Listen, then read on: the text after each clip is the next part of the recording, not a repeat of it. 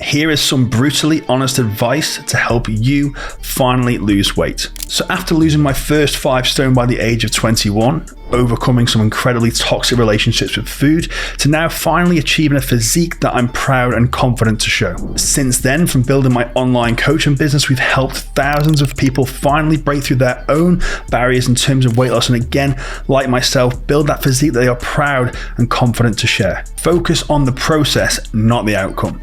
And that sounds incredibly cliche, but let me unpack that for you. So when I was growing up, I was obsessed with achieving a six-pack. It was just something I never had, and it was something I was told I could never achieve. So after all the effort I was putting in, I felt like I was giving it my all. So every time I would look down, I would look in the mirror, and I didn't see this six-pack that I was obsessed with achieving.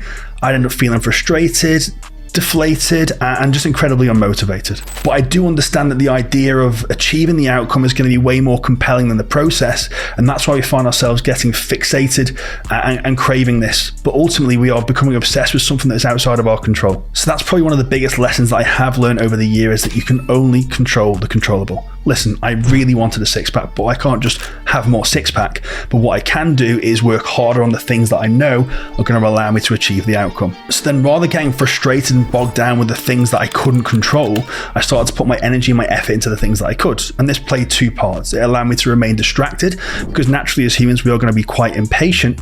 But also on top of that, it allowed me to bury my head into something that I could do right now. But the most powerful reason for framing it this way is because that desired result, that desired reward that we can get from the outcome itself, will actually, by spinning it this way, we can start to achieve that on a daily basis. And for high level results, we need to be in this for the long haul. So we need to find ourselves doing something that we enjoy, therefore we can see it out to finally achieve the things that you're trying to achieve. So that's why it's incredibly important to create what we call a positive reinforcement loop. So to achieve low levels of body fat, which is my original goal, just to lose weight in general, just to see progress, we have to be able to adhere to our diet for long periods of time, consistent enough to be able to see results. We have to add in good levels of resistance training, increase and improve our output. But out of context, all this right now probably doesn't seem all that appealing, and you're probably gravitating back towards that six-pack, which sounds like the greater pull. But now we look at what can be achieved, for example, in the weight room. So firstly, you're going to go into the gym, you're going to be able to acquire a new skill. You're then going to hone in that new skill. You're going to start to develop it and build confidence within what you're able to do. From there, once you're comfortable and confident, you can then start to increase your strength, start to get stronger at the movements that you have. So then what you're seeing here is natural progression. And as humans, we enjoy getting better at things. So there quickly, you have a quick win as to adding daily enjoyment to your life.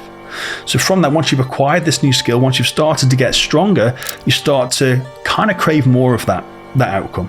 So then we start to reverse engineer it back as to what we can do to be able to see further improvements within the training that we're doing. So you start to look at maybe improving your sleep, you start to maybe improve your hydration, your diet. All of these things are going to be conducive to you getting into that gym the next day and getting more of that sense of a kind of achievement and fulfillment. So all of these things collectively are going to really help towards feeling better on a daily basis. And then this becomes like a drug, almost a daily fix. So we want more of this. So we start to repeat, we start to eat better, even better again, we start to sleep more, we start to drink more, all in preparation, all to be prepared to ensure that this level of training progression improves. And then, a week goes down the line, a month goes down the line, you're having daily rewards, this positive reinforcement loop we are creating. As a month goes by, you take a look down or you take your progress pictures, and you've developed almost the outcome that you were looking to achieve. Well, what you've done is you've been so busy and distracted by actually doing things that make you happy, you've reduced that pressure and that frustration that you were once feeling trying to achieve the outcome you have. People with good intentions make promises, and people with good character keep them. So a story that I heard from Chris Eubank Jr. So he's an incredibly successful boxer. He was training in a gym on his own. He was running on a treadmill, and he developed this incredibly painful cramp in his calf as he was running along. And he'd set himself before he'd started, I think it was 20 kilometers he'd opted to run. And he said that he would literally have limped the last 8 kilometers to ensure that he finished the 20 that he promised himself initially. And the reason I bring up the story and what's important about it is that promise that he made to himself and the fact that he kept it. In the grand scheme of the world, there's one training session, that 8 kilometers would have made no difference to the overall outcome of what he was trying to achieve.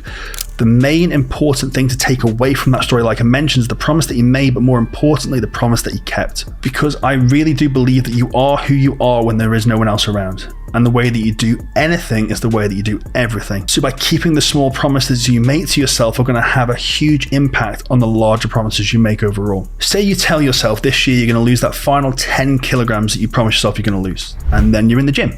You're on the treadmill, you've got 2 minutes left, you don't want to do this 2 minutes, and then you find yourself getting off. So again, very similar to Chris Eubank's story, those 2 minutes of you getting off the treadmill are not going to be the determining factor as to you not achieving this last 10 kilograms, for example. But in a roundabout way, it actually is, because if you miss that last 2 minutes, then you have an extra bite of this, then eventually it's going to spiral to the point where maybe you've missed a full gym session, or the possibilities are endless of this. But more importantly, it's the fact that you broke that initial promise. Therefore, there's that complete lack of trust. So further down the line, as you go along, you keep telling yourself you're going to lose weight, but it's what we have to think about is that internal voice that we have in our heads is knowing that we truly won't. So if you truly want to achieve the results that you say you want to, I make it my mission to sweat the small stuff. Stick to the promises that I've made to myself, no matter how small they are, because what I'm doing is I'm building up trust, I'm building up confidence. So if I know I can overcome and achieve the small stuff that I've stuck to the promises that I've made, anything bigger down the line, the more confident I'm going to be heading into those scenarios, that I'm going to be able to trust that person inside me to back myself up when it's hard. Excellence comes from execution. So the only way to get good at something is to do it. So not thinking about doing the thing, not planning to do the thing.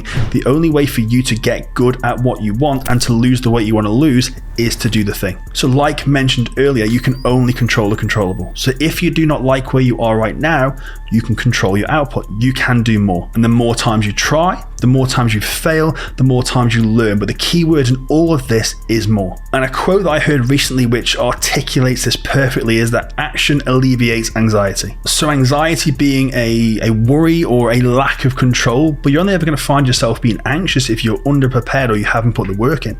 So therefore, that's where the phrase action becomes so prevalent in this situation. But it's not a case of just doing more for the sake of doing more. Do the things that you are going to do with intent and purpose, and therefore this gives you the data that you can use to learn from. And with this, you're going to find out really quickly what works, but more importantly, you're going to find out the things that don't work. And you can speed up the process of finding out more what does and doesn't work by doing more. But in the same breath, you can also slow things down by doing less. Or you can ultimately shut things down by doing nothing. Back to my original point whereby you sit and you think and you plan. The option here is just to do. And I will always say this, so touch wood, bar an injury, I'll be in shape for the rest of my life almost by accident.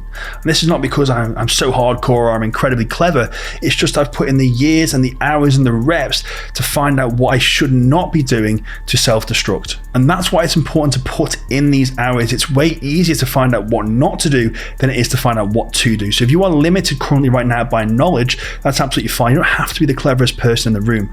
All you need to do is put in your time and your effort and gather this experience to find out it's really, really easy to find out what not to do. And then an example on myself was that out of frustration and desperation, I've tried every single diet under the sun. Was it hard? Was it frustrating? Was it demoralizing? Of course, it was all the above, but do I regret it? Absolutely not, because those hours, those reps that I've put in have taught me what I know now, and I am where I am because of the time that I've given. This allows me to avoid further mistakes, avoid wasting more time, but also give those lessons to someone like you to allow you to avoid the time and the frustration and the effort that I gave. So I'm effectively giving you some of my reps. And I'm not going to sit here and say I've got my shit together. I'm still doing reps. I'm still out there putting in the time. I'm still out there learning. We all hit different levels, different barriers, and it's still important to make sure we are throwing ourselves in and collecting the information and the data that we need to not fall back to where we once were. So then lastly, and probably the most important thing that I ever implemented into my life, and it's probably the harshest thing I have done, is that high tides rise ships. And what I mean by that is those who you choose to surround yourself with are going to have a huge impact on the overall result. And this might be really uncomfortable for you to transition into where you're currently at. And this is possibly down to just pure comfort or down to your ego. Maybe you enjoy being the best in your group or the best in the room, but ultimately surrounding yourself with people lesser than you is going to drag you down. But we have to remove the idea of staying comfortable, because if you want to be exceptional, by definition, you have to be the exception. So I've put myself in plenty of rooms and plenty of environments whereby I had no place to be there.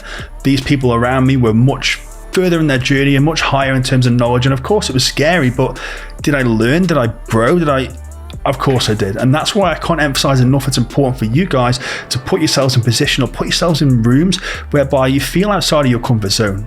These people are above you in all elements of what they're trying to achieve, because naturally you're going to gravitate towards where they are, and that's going to help you excel on your journey too. So get yourself in front of as many people as you possibly can. Get yourself in as many rooms as you possibly can. I have paid tens of thousands of pounds over the years to be present in these situations, to be present around these people, and I still continue to pay today. I pay for the best mentors, the best coaches, because I personally, again, I want to be surrounded by those like-minded people, but also what I'm paying for is their experience and their knowledge, again, their reps. I'm listening sort of 10, 15 years into my journey. These guys are 15, 30 years into their journey. I'm buying back my time by investing in their knowledge. So as boring as it might sound, my idea of treating myself and going on a holiday is getting to these seminars and getting in front of these people. And listen, one thing that I want you to take away from this is to completely drop your ego. I am humble enough to be able to put myself in situations where I don't have to feel like the big fish. And I can't emphasize this enough. So drop your ego and be open to learning. Because the more time you spend with the people around you who are making excuses, or even worse, making excuses for you, really, really quickly, you're going to find your ship's going to sink. The truth can be harsh, but the truth is true. And all of the things that I've run through today, I've applied to my own life, and they've been incredibly impactful, hugely impactful for allowing me to be the position that I was, to lose the weight that I did, to now being someone who's proud and confident within the physique that I hold.